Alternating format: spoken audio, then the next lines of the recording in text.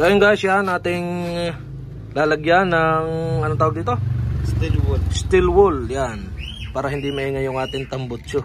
Yan, sobrang lakas, nakakahiya sa mga madadaanan natin, kaya lalagyan natin yan ng nito. Yan.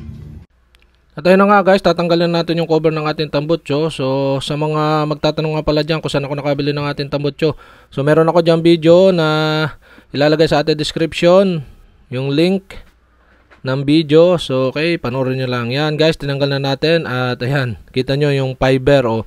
So lalagyan natin ng steel wool, yung pinakang fiber no tong tambutso, para hindi ganong kalakas or kasakit sa tainga pagka atin siyang ginagamit. Yan. So nilagyan lang natin ng 4. So pwedeng kahit mga 5-6 hanggat kasya, pwede nyong lagyan ng steel wool para yung tunog is hindi ganon kalakas.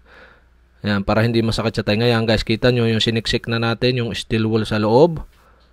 Yan, so hanggat kasya pwede nyong lagyan. So tinry ko lang is 4 na steel wool. Yan guys, tapos kukuberan na natin at malalaman natin ang pagkakaiba ng tunog. Yan, after na malagyan,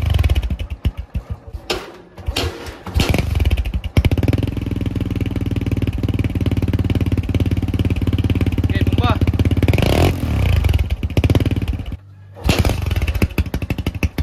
Bumba. Yung todo.